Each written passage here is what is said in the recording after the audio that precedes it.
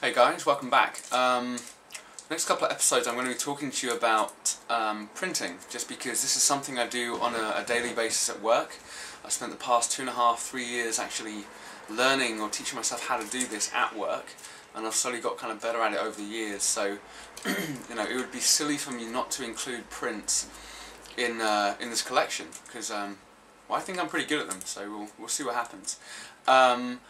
The kind of prints I'm going to be doing, if you've seen a little bit about the wall, I kind of explained a little bit that it's going to be kind of the old traditional English rose, very kind of Elizabethan, very pretty, quaint, classic kind of prints, nothing very glamorous or retro, but still very luxurious, sorry, like very detailed, beautiful hand-drawn or hand-illustrated or hand-painted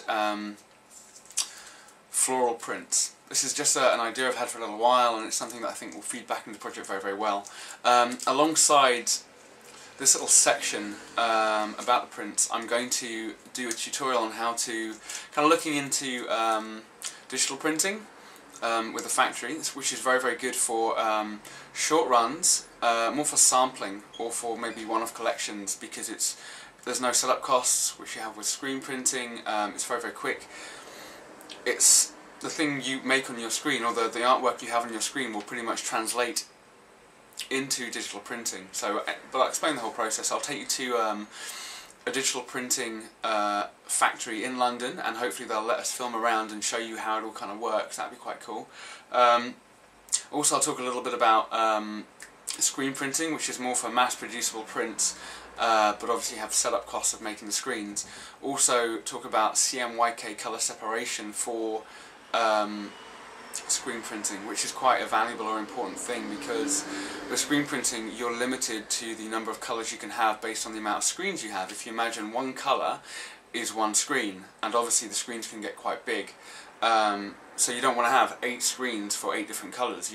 So CMYK colour separation is all about having 4 screens, like a digital printer would work. You have 4 colour cartridges. You have cyan, C, yellow, magenta, and what's the other one? There's another one, but I can't remember now.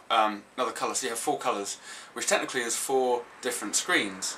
And the way it works is that you separate your artwork up into these 4 separate colours, and when they're combined, where they overlap or overlay the colour, it'll turn it to a different colour. So you can get multiple colours using only 4 screens.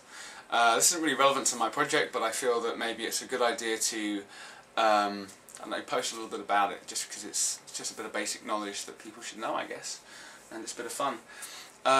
So yeah, I'm going to show you all about how to make your very own prints.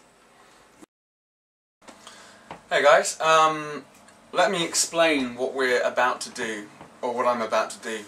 I obviously want to create floral prints, and so I can either go on the internet and I can start looking for flowers online, but of course they're not going to be very good quality pictures, they're going to be pretty useless. So what I'm going to do is, and also they're not going to be the ones that I really desperately want, in terms of colour or shape or size, or even the angle that I can view them from. So what we've got here is, funny story, Hannah actually received some flowers in the post the other day. She thought they were from me.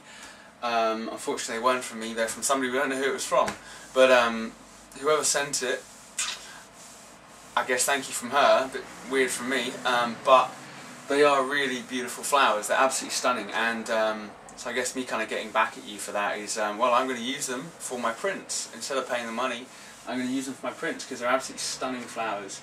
Beautiful colours. They're looking a little bit weak at the moment because they've been in the house for a little while, but hopefully we can utilise them before they actually disappear. So I'm just going to literally hand camera, nothing special, nothing remarkable. Got some decent lighting in the background here, and also, you can't see it, but I've got a massive, it's my blog lighting just here, and also another light just over here. Want some really good lighting to get all the colours and everything sorted. I'm going to start taking photographs of the flowers, and basically from different angles, and you'll see why I'm doing that a little bit later on, okay? Also, it's not just the flowers that I'm going to be taking pictures of, it's also the leaves. And the reason why we're doing this is basically because if you look at any floral printer tool, what you'll see is that it's obviously a placement or a layout of flowers and leaves in different ways to make it look pretty, let's say. I mean, it's almost like flower arranging. You could arrange your leaves to sit in a certain way with your flowers. And that's kind of what they did in the, you know, back in the day when all these floral prints were kind of knocking around. They would take photographs and they would then digitise them, or they'd play around with them. That's basically exactly what I'm going to be doing. I'm going to be taking pictures of these and either putting them into Photoshop and Illustrator and playing around with them. That is the more artistic part, which is something you can't really teach. It's something that obviously is down to you and what you want out of your prints. But I'm going to put them into Photoshop and Illustrator and I'm going to start playing around with them. And that's why I'm taking pictures of the leaves and the flowers at different angles, so that I have a big library of information that I can then kind of work into. Okay, so that's the whole kind of point of doing this. Obviously you're not going to be doing this for every single print under the sun, but this is just one way of going about it. This is probably a very hands-on, more creative way of doing it. There are other ways, but I think I'm going to get a lot more from it with this kind of technique, and I'll show you everything as we go along.